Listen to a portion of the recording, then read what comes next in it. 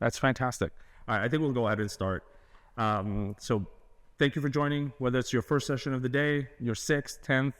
Definitely appreciate your time. I know there's a lot of sessions going on, so definitely appreciate you taking this time to join us and kind of going through this journey today.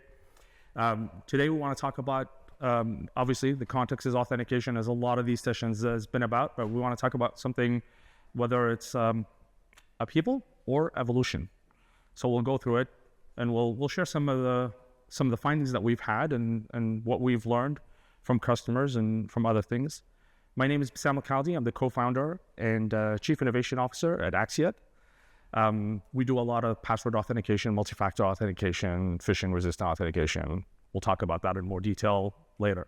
But first, we wanted to walk you through the state of authentication, but not from our view, from view of people like yourselves, like real IT professionals, practitioners, people that have to deal with this problem on a day-to-day basis. And what are they facing, and what do they see, and get their feedback so that we can share it with you.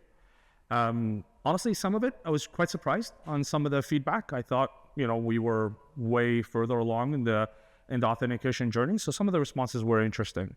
So let's go through some of the data that we found. So we surveyed about 200 IT professionals that really focus around authentication within their enterprise. And about 39% of them came back and told us that phishing is the most feared cyber attack that they're worried about. That was, I expected it to be in the 20s, 39, close to 40%. That's pretty high. 49% said they also believe that it's the most likely to happen this year. So not only are they worried about it the most, it's actually almost 50% that they think it will occur this year, which is pretty high, pretty significant. On the flip side of it though, 89% said they're ready to defend against it. But yet only 22% have the necessary tools or the necessary platforms or the necessary products to really combat it. So pretty interesting, right? It's the most worried about, 39%. 50% say it's gonna happen, but yet 89% were confident that they can combat it. Then when we looked at what about if they had passwords, and if they were still using passwords, 88% said they were ready to defend against passwords, but over half of them were victim of password attacks. So it's very interesting to see the duality of the data. They feel very confident, that they're worried about it, they're ready to defend against it, yet 50% have already been attacked by it. So we thought that was pretty interesting. 93% said although they've deployed different authentication schemes, yet they're still using passwords for X and Y application. So this one for me was shocking, because we've been in this event year after year after year. We've heard about everything in the gambit, from multi-factor authentication, step-up authentication, risk-based authentication, et cetera, et cetera, et cetera. Yet still 93% of them said they still depend on passwords on a lot of applications that are outbound what they do to protect other applications. I thought this was shocking. 93%, that's high. That's very high. So we went on to ask them, well, why are they using passwords? Why have they gotten rid of passwords? Or at least, why have they not deployed products or solutions that can combat this threat or combat this problem? So we got the typical 4 answers: fear of change, potential of rip and replace, time constraint, staffing. But the percentages what we thought were interesting. So 64% fear of change. Fear of change at the end user level. Their core question was, how does it impact the authentication journey of my end user? My end user is very used to and very comfortable typing a username and password, even if it's a long and complex and annoying password. When it changes to passwordless, that creates a fear of change, a fear of something different, a fear of the unknown. So therefore, let's not do it. 64%, pretty high. 54% said, well, they thought it would require ripping and replacing the existing technology that they have. So, we've all made a lot of investments in the current technology that we have. So ripping and replacing, that's a pretty significant one. Time constraints, right? 51%, almost half said, we just don't have the time to do it. We already have a lot of programs on our plate. We already have X, Y, and Z that we need to do this year in 2024. We just don't have the time to do it. Staffing constraints. 88% came back and said, we're asked to do more with less. How are we going to do this? It's just another item that needs to be done. We don't have the time to do it. So then we asked, well, if you're worried about passwords being used as an attack vector, whose fault is it if that happens, right? Somebody's going to come and ask and be like, okay, this happened. Whose fault was it? The blame game started pretty quick. So, of course, IT staff was the first, 35%. Let's blame IT. IT didn't do it. They didn't do anything to solve it, right? 32% blamed the end user. Well, if the end user didn't fall victim to a phishing attack, we wouldn't be here. It's the end user's fault. Security teams were blamed at 25%, about a quarter, right? If the security team had advocated enough to leadership, then this would have been a priority. Then we would have done it. And then it wouldn't have mattered if the user did it right or wrong, because we would have something to combat it. 8% blamed leadership. We went back and told leadership time and time again, we need to defend against this threat. But leadership said it's too expensive, let's not do it. So it's funny. So let's look at the data again. 93% are still leveraging passwords or something very low tag. We about 50% think it's gonna happen, but yet on the blame game, we look at it, we're blaming everyone except the current situation of what we need to do to fix it. So we went down the path of asking, well, if you are gonna do something, have you heard of passwordless? Have you heard of phishing resistant authentication? So about 39% came back and said, we've heard of it. We've been to Identiverse, we've been to other events, we've sat in presentations like this one, and we've heard of phishing resistant authentication, we've heard of passwordless, we've heard of this, we've heard of that. Yes, great. So we asked them, well, is there even a project on the path of doing it? So 45% of the 39 said, yes, we plan to do something next year. We're gonna start looking at something that is passwordless based. And then 27% said, well, they're gonna looking at the phishing resistant authentication or phishing resistant MFA. That's the path they're gonna rest. And the rest said, we're looking into it. So that means there's no project next year. They're still looking into it. So then we asked them, well, what is influencing your guidance? Which one do you do? When do you do it? Why do you do it? And CISA came out on top. 41% said CISA is influencing their decision of what to do. They look at the guidelines that are coming out of CISA, and they're trying to adapt best practice, and that's the path that they're choosing. Whatever CISA is putting out, they're looking at it, and they're trying to match their security policy with some of the CISA recommendations.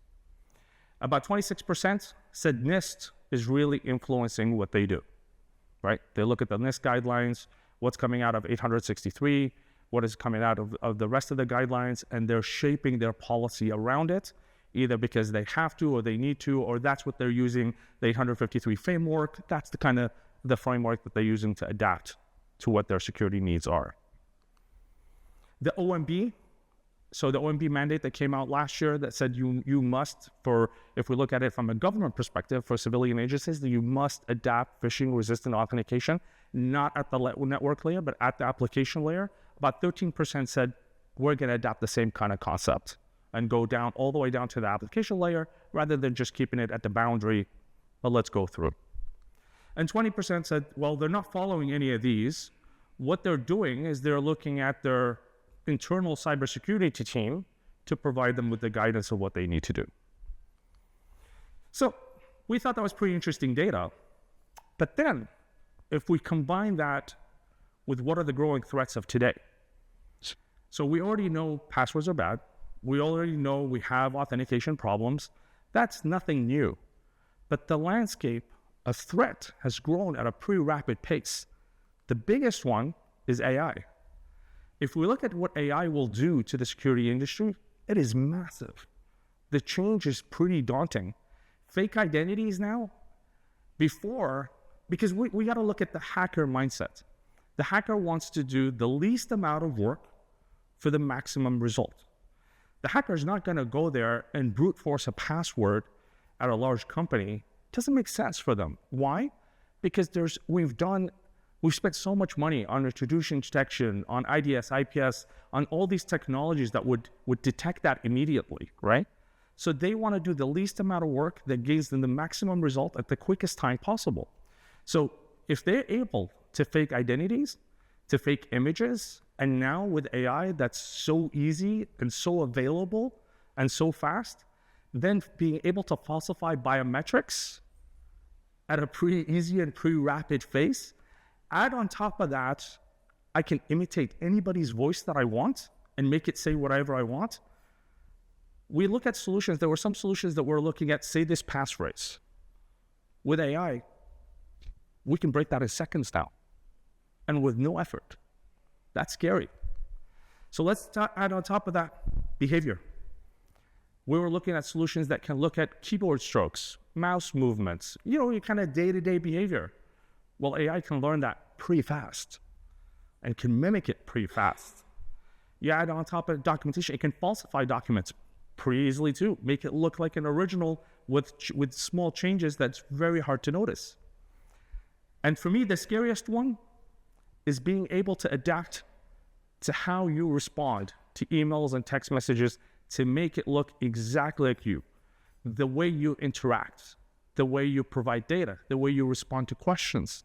So you put what AI can do as a package, now you put it in the hands of an adversary or a hacker. They have a powerful tool to really simply attack an organization from a phishing perspective. Now let's compound that problem. We put AI, we add to it the crypto problem. So what is the crypto problem?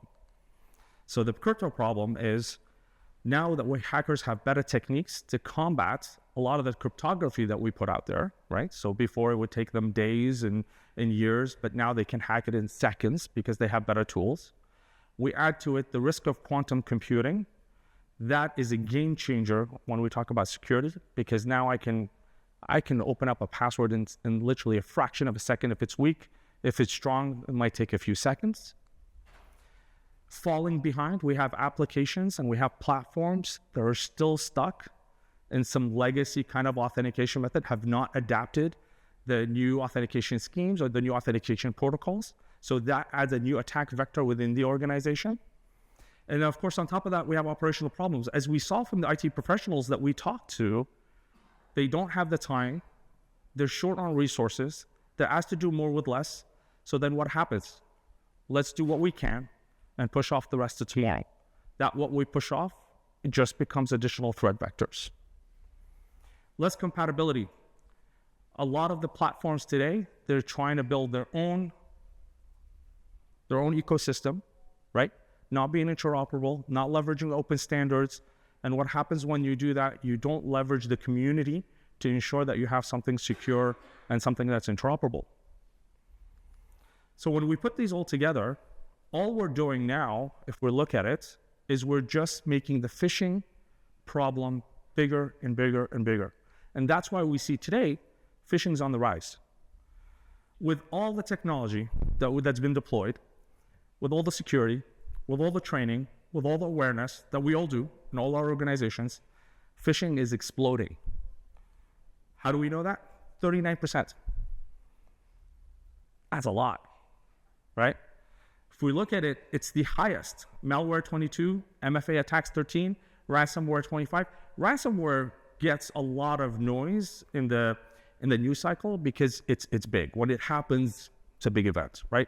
But phishing is happening constantly at a day-to-day basis. It doesn't get the same national news recognition because a lot of times when you're phished, you don't know about it and the hacker doesn't advertise it. They want to stay there and gather as much intel, as much information, and gather as much data as they can. So they want to stay as stealth as possible. Malware is a different thing. Ransomware is a different thing. Once they're in, they want to make sure you know so that they can, if it's a ransomware, so that you can pay the ransom. So although phishing is the highest, it's the less talked about, but it is the one that's exploding at a rapid pace because of AI and some of the other attacks that I mentioned. So when we asked professionals, well, what do you think is going to happen in 2024 in your organization with everything that you've deployed? 49% phishing. So we all know it's a problem. So why aren't we doing anything about it? Or why aren't we doing enough about it? I'm sure every organization is doing everything they can, but why are we doing more to combat it and more to stop it at its core? So we asked them, you know it's about 50% of what's going to happen soon. What is your path to protect against it? 53% of them said, well, we're stuck with username and password because we have legacy applications, they don't support it. We're kind of stuck there. We can't get everyone to there. For me, another worrying one is the use of traditional MFA. Don't get me wrong. I want to be very clear about this.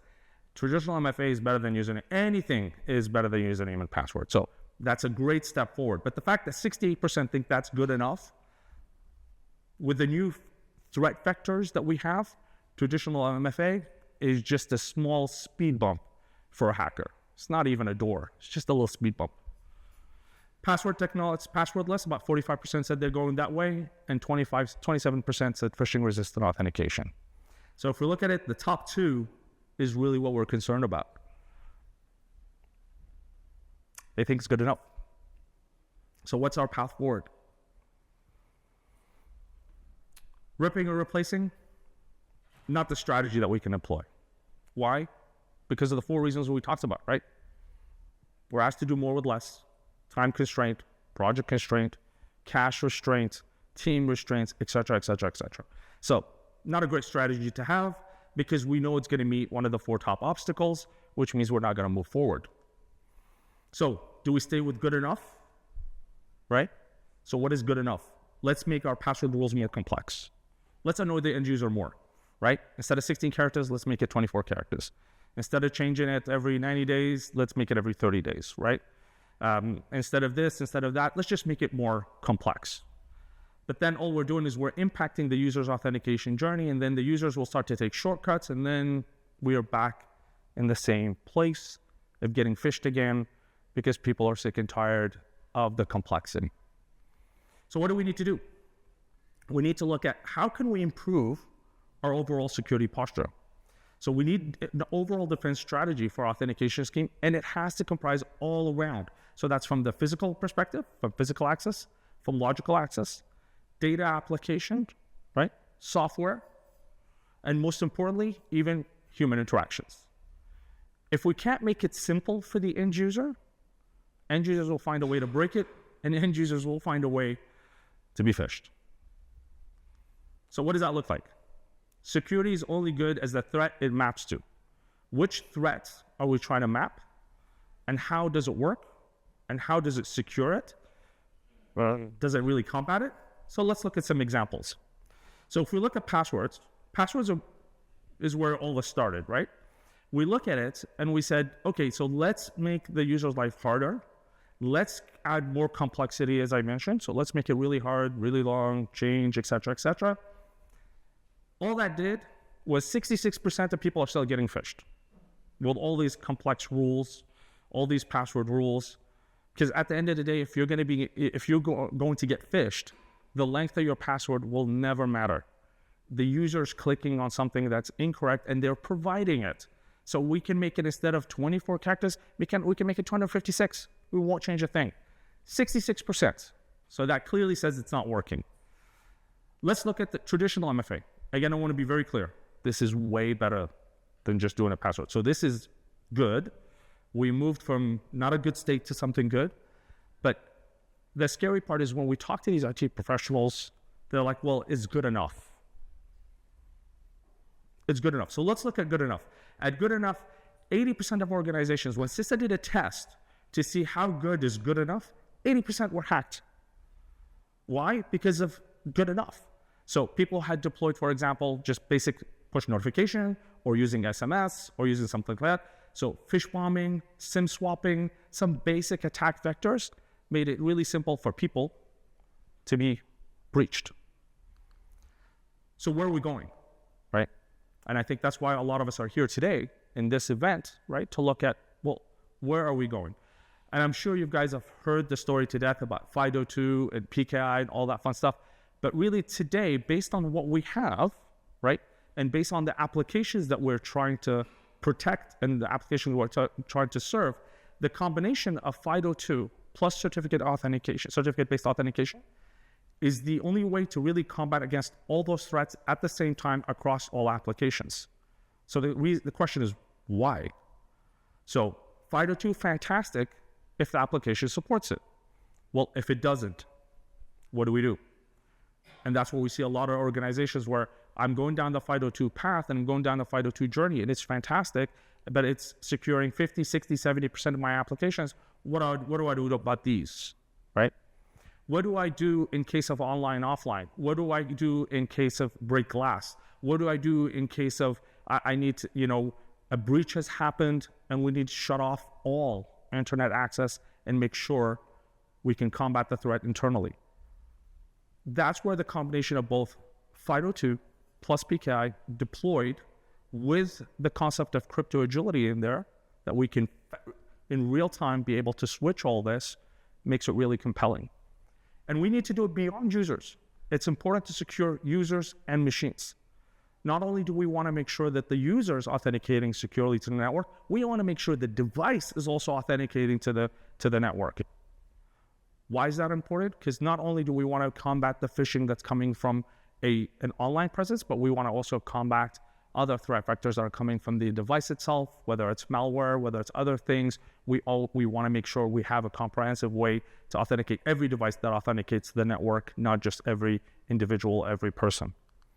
So what that brings us to is a way to combat these threats with an authentication scheme that can defeat the threats of today, but still have the agility to combat future threats. So if I can give you 3 takeaways, I know I'm running short on time, but if I can really quickly take a look at 3 items that I would hope you guys take with you today. 1, there's no need to rip and replace. So the question is, why is there no need to rip or replace? Don't look for another platform within your organization, because that's, I think, my next point. We don't need to look for another platform to add on top of the many platforms that we have, and then I take one platform, I bring another one, now I have 2 of them, I need to replace A and B. No, what we need to look at, what I have, what is it missing? And if it's missing X, which is a strong phishing resistant or a FIDO plus PKI story, then why can't I bring that and augment what I have so I can get it faster to my end users? I don't have to rip and replace, and I can detect and solve the threat problem that I have. Second one, the good enough. With the threats that I talked about, the good enough, as you can see, 80% of them were breached under the CISA. This number is just going to grow, and it's going to grow pretty rapidly. As the attacks are getting more sophisticated, the good enough solutions are really going to fall down faster and faster and faster. And last but not least, I think the best solutions is ones that can tackle every aspect of your authentication journey, not the 80%, not the 70%.